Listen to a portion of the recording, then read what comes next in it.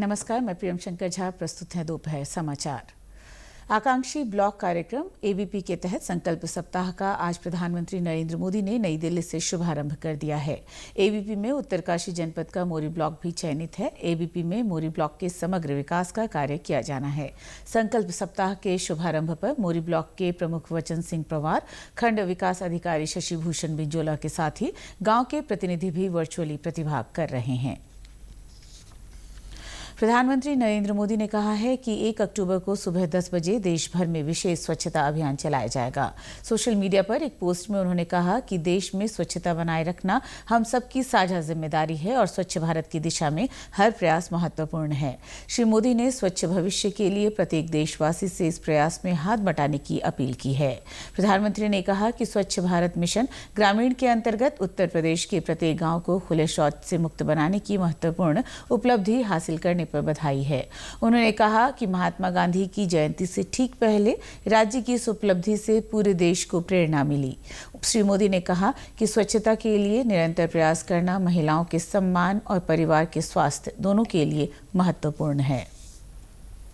उत्तराखंड उच्च न्यायालय की ओर से उत्तराखंड न्यायिक और विधिक अकादमी व राष्ट्रीय न्यायिक अकादमी के तत्वाधान में आज और कल उत्तराखंड न्यायिक एवं विधिक अकादमी भवाली में सम्मेलन का आयोजन किया जा रहा है।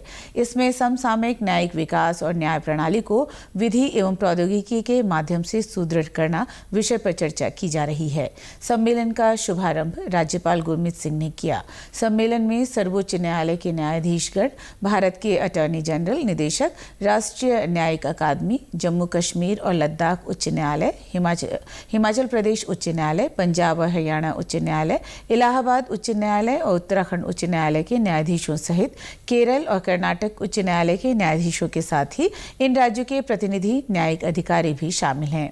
कार्यक्रम 5 सत्र, उद्घाटन सत्र, न्यायिक व्यवहार के तत्व, निर्णय लेखन, ई कोर्ट परियोजना का अवलोकन और प्रभावी न्यायिक प्रशासन के लिए उभरती हुई और भविष्य की तकनीक संचालित किए जा रहे हैं।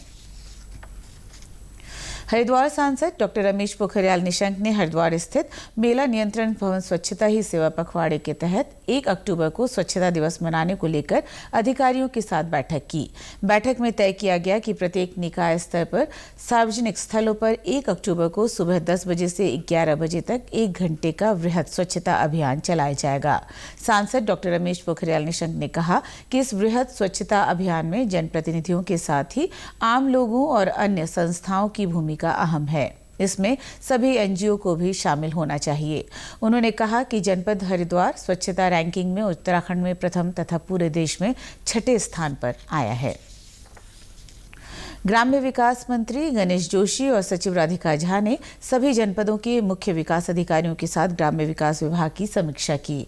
बैठक में सभी जिलों और विकास खंडों के अधिकारी भी वर्चुअल माध्यम से इसमें शामिल हुए। ग्राम्य विकास मंत्री ने मुख्य विकास अधिकारियों को ग्राम्य विकास से संबंधित सभी संचालित योजनाओं को गुणवत्ता के साथ सफल क्रियान्वयन के निर्देश दिए। उन्होंने जरूरतमंद ग्रामीणों तक योजनाओं का लाभ पहुंचाने के भी निर्देश दिए। सचिव राधिका झा ने बताया कि विभाग के तहत श्रम, रोजगार और कौशल विकास, आजीविका संवर्धन, ग्रामीण अवस्थापना, ग्रामीण मार्ग संयोजकता, सीमांत क्षेत्र विकास एवं पलायन रोकथाम योजना संचालित हो रही हैं। इन योजनाओं के जरिए ग्रामीणों को लाभ पहुंचाया जा रहा है। साथ ही ग्रामीण मार्ग संयोजकता में प्रधानमंत्री ग्राम सड़क योजना में पहले और दूसरे चरण के सभी कार्यों को मार्च 2024 तक पूरा करने का लक्ष्य रखा गया है।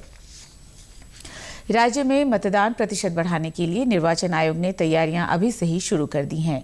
इसको लेकर मुख्य निर्वाचन अधिकारी वी षणमुगम की अध्यक्षता में बैठक आयोजित की गई। बैठक में मतदान के समय विशेषकर शहरी क्षेत्रों में मतदान के प्रति मतदाताओं की उदासीनता को कम करने के उद्देश्य से मतदान केंद्रों पर मतदाताओं को अधिक से अधिक सुविधा उपलब्ध कराने पर जोर दिया गया। इसके तहत ग्रुप हाउसिंग सोसाइटी और ऊंची इमारतों के परिसरों और शहरी अर्ध शहरी क्षेत्रों के आसपास के झुग्गी झोपड़ी समूहों के पास ही मतदान केंद्रों को स्थापित किए जाने के लिए राज्य के मान्यता प्राप्त राजनीतिक दलों के साथ चर्चा की गई। मुख्य निर्वाचन अधिकारी ने बताया कि शहरी क्षेत्र के मतदाता मतदान के प्रति उदासीन रहते हैं। इसको ध्यान में रखते हुए आयोग की ओर से ग्रुप हाउसिंग सोसाइटी और ऊंची इमारतों के परिसरों के साथ ही शहरी अर्ध शहरी क्षेत्रों के आसपास के झुग्गी झोपड़ी समूहों के पास ही मतदान केंद्रों को स्थापित किए जाएंगे, जिसके मानकीकरण और पुनर्निर्धारण के लिए भारत निर्वाचन आयोग की ओर से जारी वर्तमान पुनरीक्षण कार्यक्रम को संशोधित किया गया है। इसी के साथ अभी तक के समाचार समाप्त हुए। दूरदर्शन समाचारों से जुड़े रहें। मिलते हैं फिर शाम 6:30 बजे के बुलेटिन में। नमस्कार।